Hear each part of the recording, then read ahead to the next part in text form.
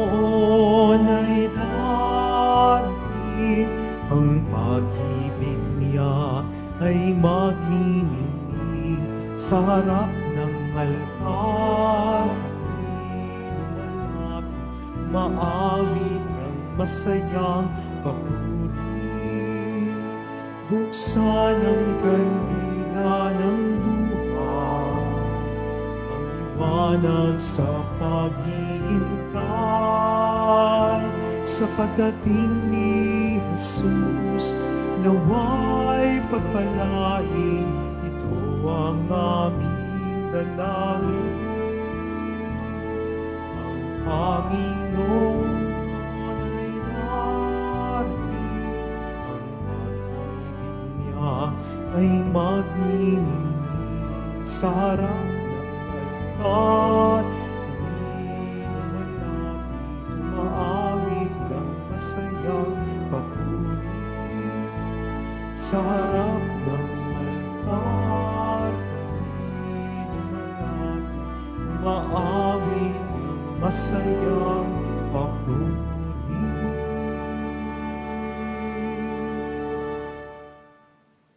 Sa ngalan ng Ama at ng Anak at ng Espiritu Santo, Amen. sumainyo ang Panginoon. At sumaiyo rin. Mga kapatid, aminin po natin ang ating mga kasalanan upang marapat tayong gumanap sa banal na pagdiriwang.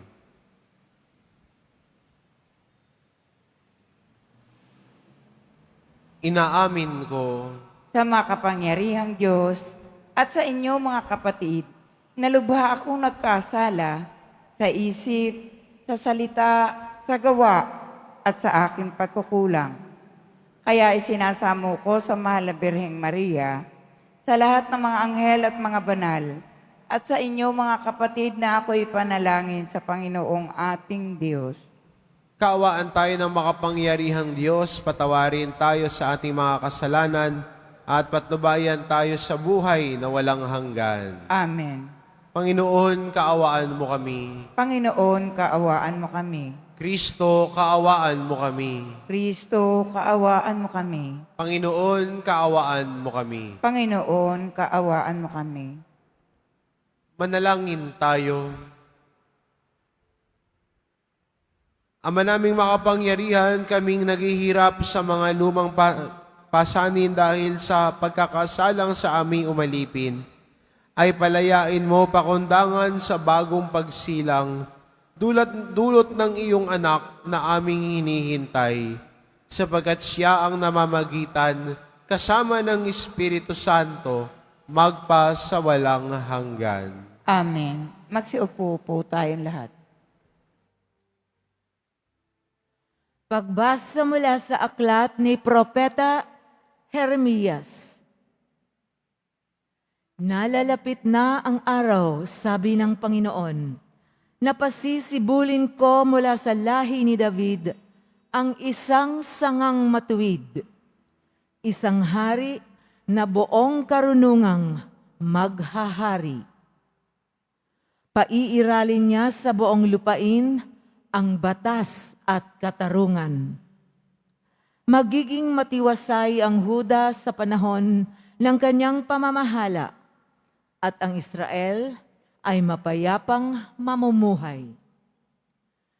Ito ang pangalang itatawag sa kanya. Ang Panginoon ay matuwid. Sinasabi ng Panginoon, darating nga ang panahon na ang mga tao'y di na manunumpa ng ganito.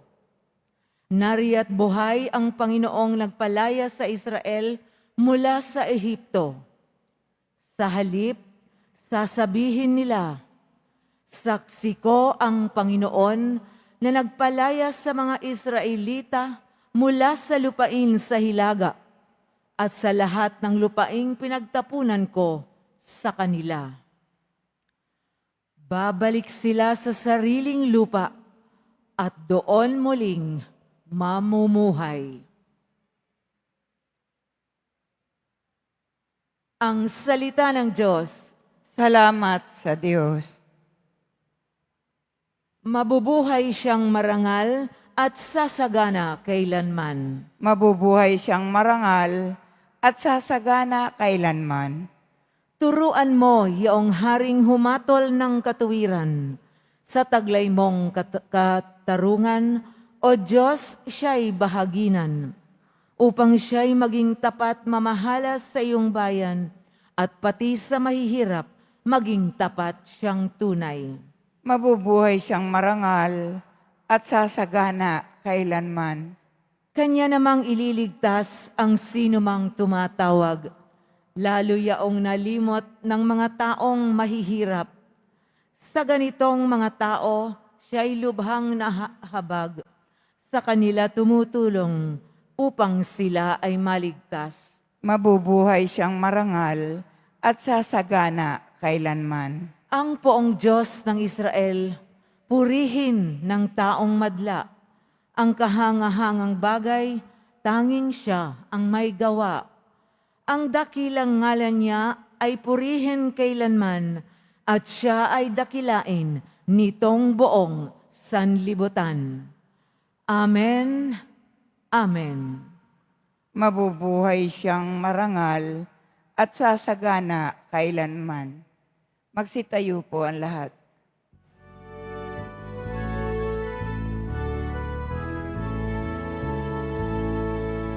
Hallelujah,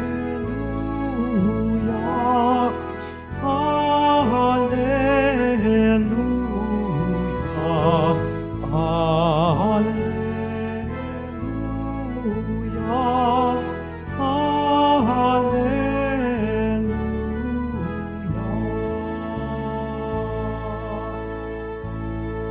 Namumuno ng Israel, nagbigay utos sa amin, halina't kami sa gipin. Hallelujah, hallelujah, hallelujah, hallelujah.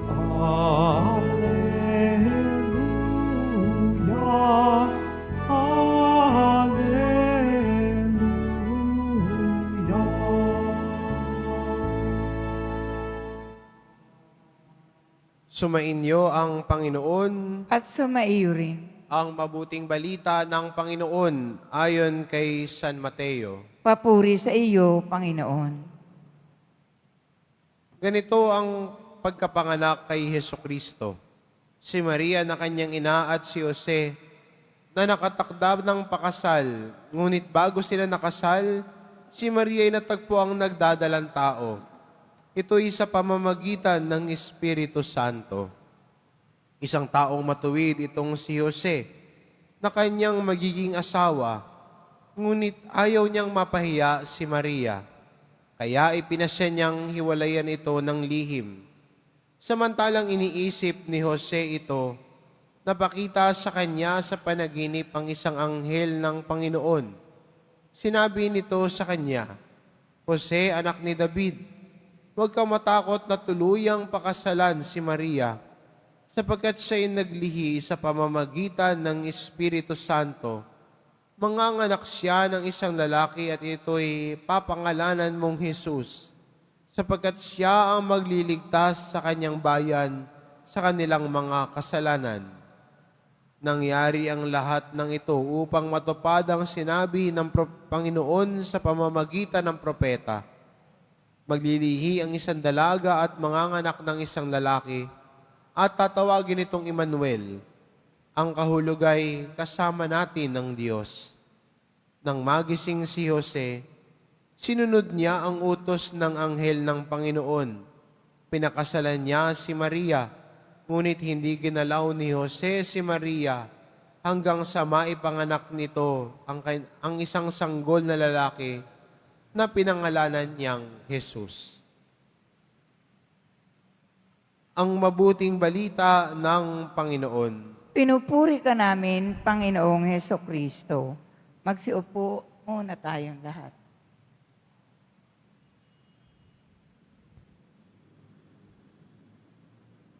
Minsan, pag napupuno tayo ng problema o may iniisip tayo, hindi tayo nakakatulog.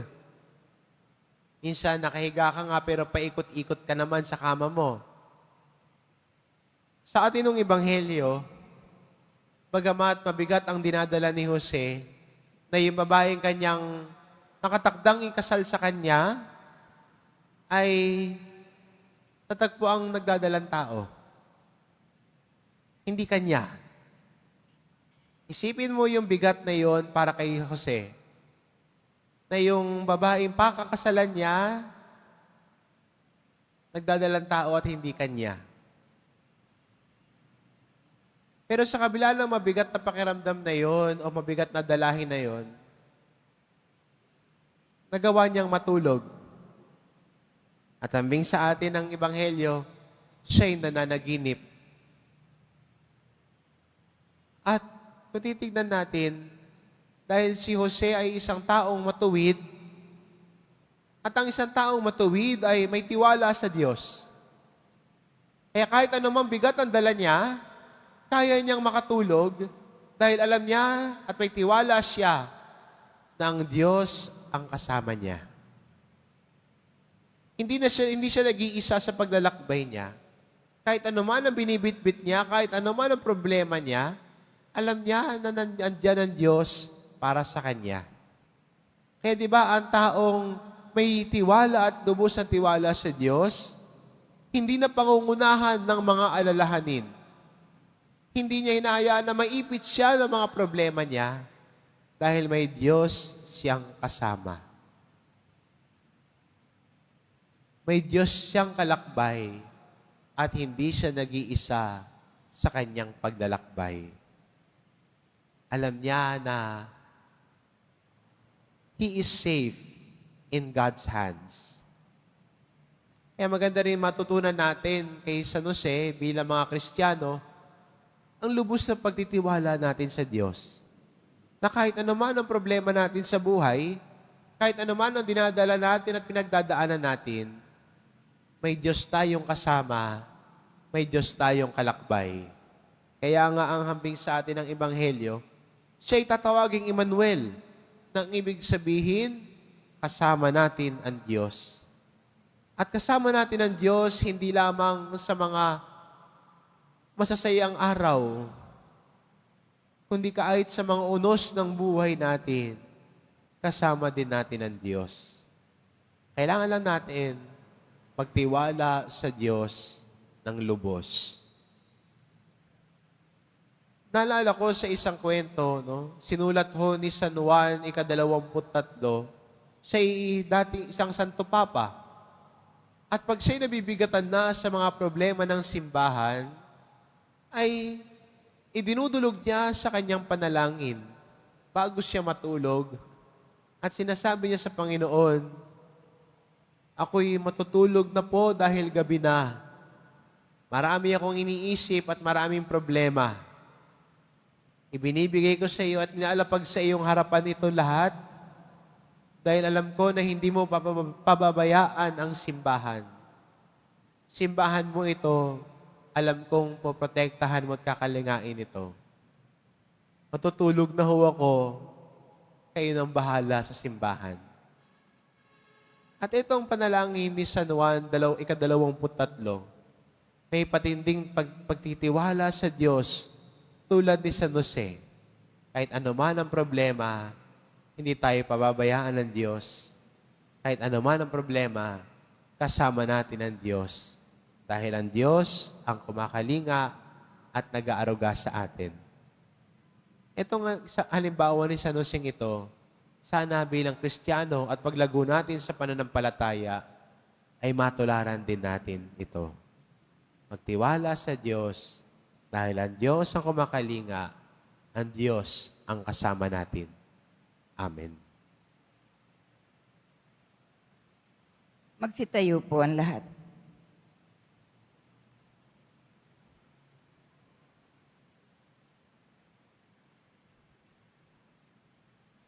Minamahal ko mga kapatid, kaisa ni San Jose, ang taong may dakilang pananampalataya sama-sama tayo manalangin bilang pamilya ng Diyos sa tunay na Ama ng lahat. Ang ating itugon, Ama ng lahat, basbasan mo kami. Ama ng lahat, basbasan mo kami. Tulad ni San Jose, ang Santo Papa, mga obispo, mga pari at mga lalaking itinalaga ang sarili sa Panginoon, naway maging salamin ng pag-ibig ng Diyos sa pamamagitan ng kanilang makaamang pangangalaga. Manalangin tayo. Ama ng lahat, basbasan mo kami. Ang mga namumuno sa pamahalaan, nawa tulad ni San Jose, ay magkaroon ng matalas na pangunawa at pagpapasya sa plano ng Diyos na makikita sa mga pang-araw-araw na pangyayari. Manalangin tayo. Ama ng lahat, basbasan mo kami. Ang mga ama, naway magpadama ng natatanging pagmamahal at pag-aalala sa kanilang pamilya sa pamamagitan ng kanilang pagsisikap at huwarang pamumuhay. Manalangin tayo. Ama ng lahat, basbasan mo kami. Ang mga nagdaranas ng mabibigat na pagsubok sa kanilang buhay na pansarili at pampamilya, naway magkaroon ng pag-asa at pananampalatayang tulad kay San Jose. Manalangin tayo. Ama ng lahat, basbasan mo kami. Sa pamamagitan ni San Jose, ang mga nasa bingit ng kamatayan, naway makatagpo ng ginhawa sa mga huling oras ng kanilang buhay. Manalangin tayo. Ama ng lahat, basbasan mo kami. Panginoon, tulungan mo kaming mabuklod bilang isang pamilya sa ilalim ng iyong pagkaama. Inihiling namin ito sa pamamagitan ni Kristong aming Panginoon. Amen. Magsiupo muna lahat.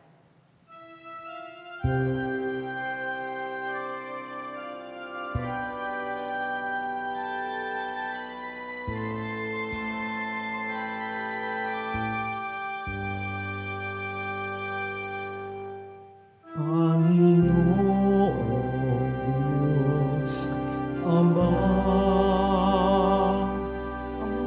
aming handog ngayon, ang alak at tinapay, dala sa altar mo. Pati puso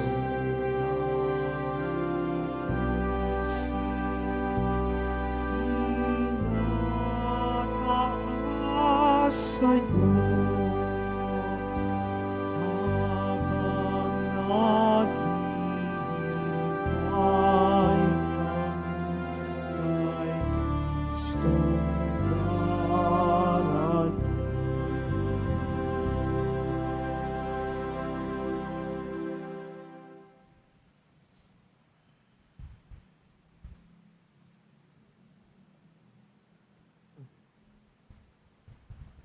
Magsitayo na po ang lahat.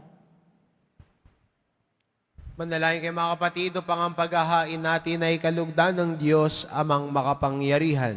Tanggapin nawa ng Panginoon itong paghahain sa iyong mga kamay, sa kapurihan niya at karangalan, sa ating kapakinabangan at sa buong sambayanan niyang banal. Ama naming lumikha, ang pagdiriwang naming itong paghahain sa iyo ay mapagindapat nawang kami pangibabawan ng ngalan mo upang kami maging marapat makasalo sa buhay na walang maliw ng anak mong naging abang tao upang kami pagalingin sapagkat siya ang namamagitan kasama ng Espiritu Santo magpa sa walang hanggan. Amen. Sumainyo ang Panginoon. At sumaiyo rin. Itaas sa Diyos ang inyong puso at diwa. Itinaas na namin sa Panginoon. Pasalamatan natin ang Panginoong ating Diyos. Marapat na siya ay pasalamatan. Ama naming mga pangyarihan, tunay ngang marapat na ikaw ay aming pasalamatan sa pamamagitan ni Hesukristo na aming Panginoon. Ang pagsusugo mo sa Kanya ay ipinahayag ng lahat ng mga propeta. Ang pagsilang niya ay pinananabikan ng mahal na Birheng kanyang inang tunay sa kapangyarihan ng Espiritong Banal. Ang pagdating niya ay inilahad ni San Juan Bautista sa kanyang pagbibinyag. Ngayong pinaghahandaan namin ang maligayang araw ng kanyang pagsilang, kami nananabik at nananalangin lubos na makaharap sa kanyang kadakilaan. Kaya kaisa ng mga anghel na nagsisiawit ng papuri sa iyo, nang walang humpay sa kalangitan, kami nagbubunyi sa iyong kadakilaan. Santo, Santo, Santo, Panginoong Diyos ng mga hukbo, napupuno ang langit at lupa ng kadakilaan mo, usana sa kaitaasan. Pinagpala ang naparirito sa ngalan ng Panginoon, usana sa kaitaasan. Magsiupo muna ang lahat. Magsiluhod po ang lahat.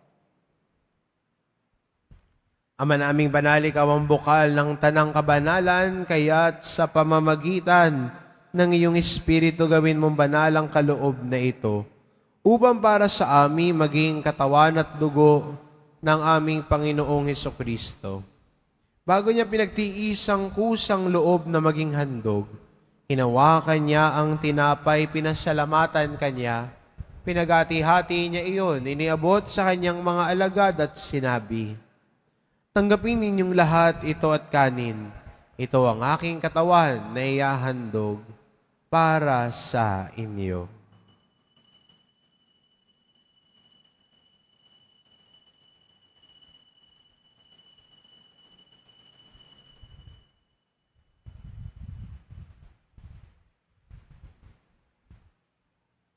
Gayon din naman na matapos ang hapunan, hinawakan niya ang kalis.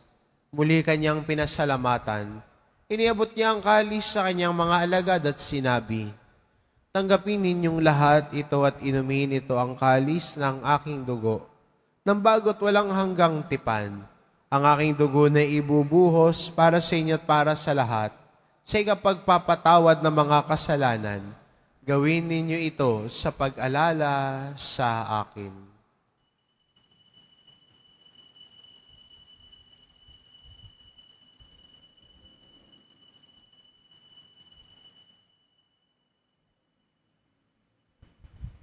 Magsitayo po ang lahat. Ipagbunyi natin ang misteryo ng pananampalataya. Si Kristo'y namatay, si Kristo'y nabuhay, si Kristo'y babalik sa wakas ng panahon. Ama, ginagawa namin ngayon ang pag-alala sa pagkamatay at muling pagkabuhay ng iyong anak. Kaya't inaalay namin sa iyo ang tinapay na nagbibigay buhay at ang kalis na nagkakaloob ng kaligtasan. Kaming nagpapasalamat dahil kami iyong minarapat na tumayo sa harap mo para maglingkod sa iyo. Isinasamo namin kaming magsasalo-salo sa katawan at dugo ni Kristo ay mabuklod sa pagkakaisa sa pamamagitan ng Espiritu Santo.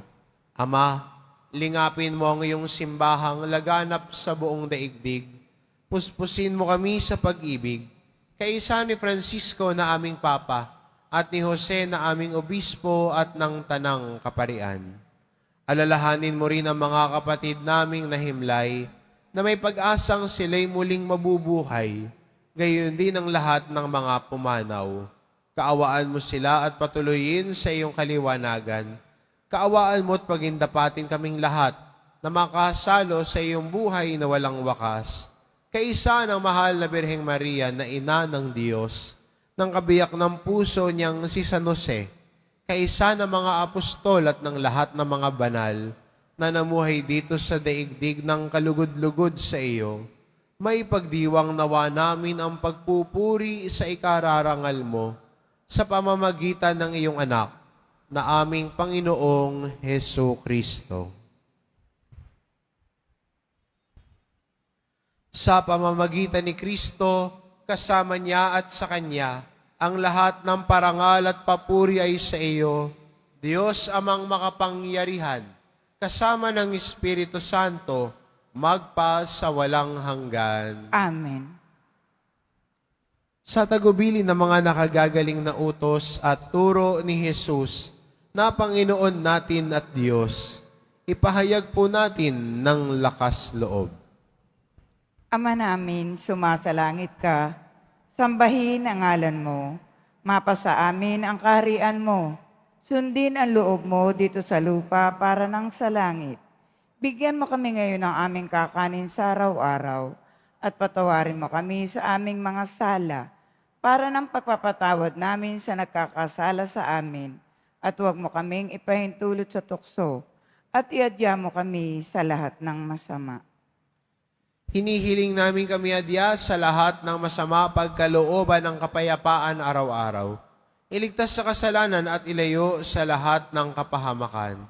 Samantalang aming pinananabikan ang dakilang araw ng pagpapahayag ng tagapagligtas naming si Hesu Kristo. Sapagkat iyo ang kaharian at ang kapangyarihan at ang kapurihan magpakailanman. Amen. Panginoong Kristo, sinabi mo sa iyong mga apostol, kapayapaan ang iniiwan ko sa inyo, ang aking kapayapaan ang ibinibigay ko sa inyo.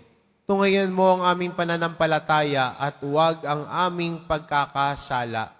Pagkalooban mo kami ng kapayapaan at pagkakaisa, ayon sa iyong kalooban, kasama ng Espiritu Santo, magpa sa walang hanggan. Amen. Ang kapayapaan ng Panginoon ay laging sumainyo. At sumaiyo rin. Magbigayan kayo ng kapayapaan sa isa't isa. Kordero ng Diyos na nag-aalis ng mga kasalanan ng sanlibutan, maawa ka sa amin. Kordero ng Diyos na nag-aalis ng mga kasalanan ng sanlibutan, maawa ka sa amin. Kordero ng Diyos na nag-aalis ng mga kasalanan ng sanlibutan, ipagkaloob mo sa amin ang kapayapaan. Magsiluhod po ang lahat. Itong kordero ng Diyos, ito nag-aalis ng kasalanan ng sanlibutan. Mapalad ang mga inaanyayahan sa kanyang piging. Panginoon, hindi ako karapat-dapat magpatuloy sa iyo, ngunit sa isang salita mo lamang ay gagaling na ako.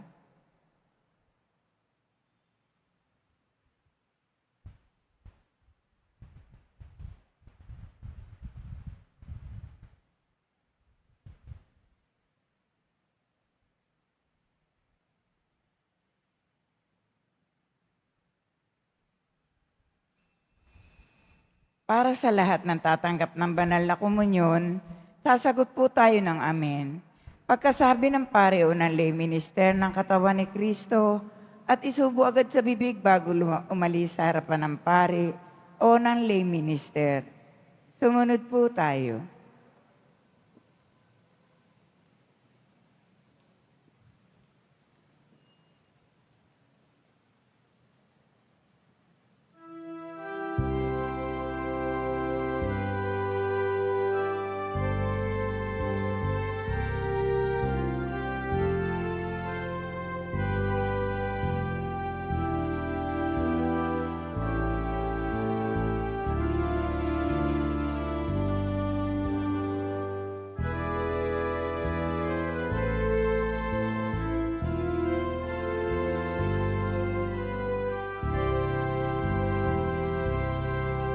Panginoon, hanggang kailan kami sa iyo'y maghihintay.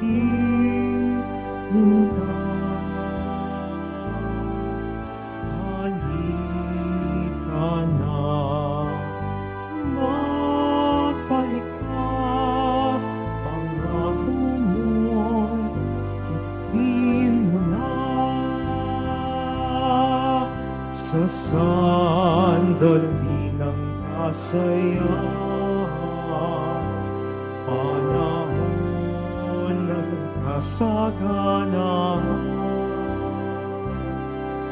ika'y pinasasalamatan, biyayang dulot mo'y walang hanggan.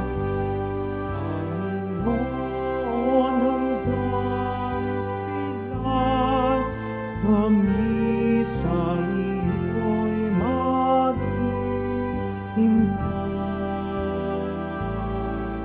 Halika na,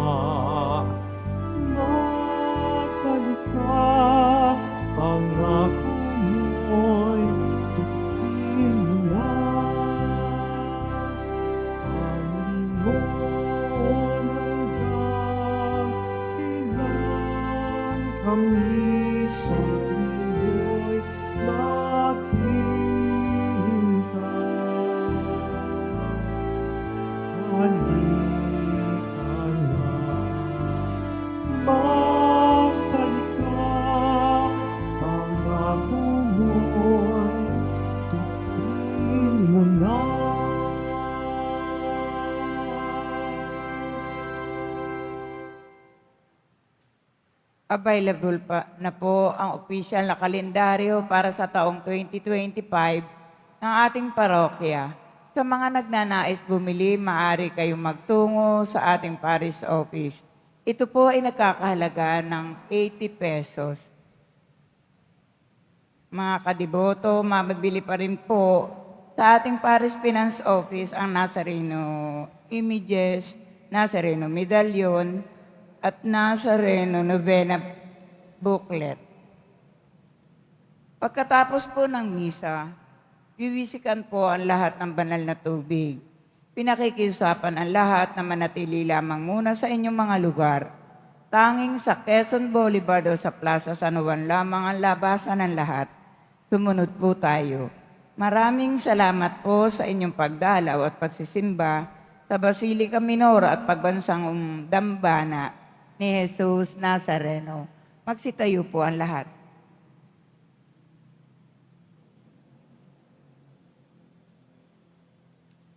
Manalangin tayo. Ama naming mapagmahal, pinapakinabang mo kami sa dakilang pag-ibig mo na aming ipinagdiwang sa banal mong tahanang ito. Mapagandaan nawa namin ang paraang marangal, ang darating na dakilang kapistahan ng aming katubusan sa pamamagitan ni Hesukristo kasama ng Espiritu Santo, magpa sa walang hanggan. Amen. Sumainyo ang Panginoon. At sumaiyo rin. Mahal na pong Jesus Nazareno, inihayag mo sa pamamagitan ng krus ang walang maliw na pag-ibig ng Diyos sa sangkatauhan. Pakinggan mo ang kahilingan, lalo na para sa mga nangangailangan ng iyong tulong at awa. Makamtanawa namin ang iyong kasagutan na may utang na loob na tinatanaw. Basbasan din po ninyo itong mga imahen at dasalan upang lalo kaming manalangin at magtiwala. Sa pamamagitan ng bendisyon na ito, naway lalo kaming maging mapaglingkod, masunurin at tapat sa iyo na aming maluwalhating Panginoon, magpa sa walang hanggan. Amen. At pagpalain kayo ng ating mapagmahal na Diyos, ang Ama at ang Anak at ang Espiritu Santo. Amen. Humayo kayo, taglay ang kapayapaan ng poong Jesus Nazareno. Salamat sa Diyos.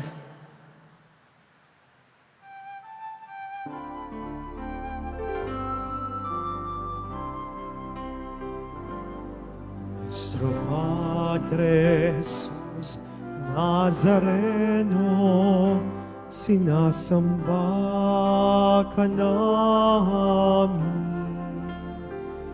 Pinipintuho ka namin. Aral mo ang aming buhay at kaligtasan. Nuestro Padre Jesus Nazareno, iligtas mo kami sa kasalanan. Ang krus mong kinamatayan ay sagisag ng aming kaligtasan. Nuestro Padre Jesus Nazareno, dinarangal ka namin. Nuestro Padre Jesus Nazareno, niluluwalhati ka namin. Nuestro Padre Jesus Nazareno, dinarangal ka namin. Nuestro Padre Jesus Nazareno, niluluwalhati ka namin.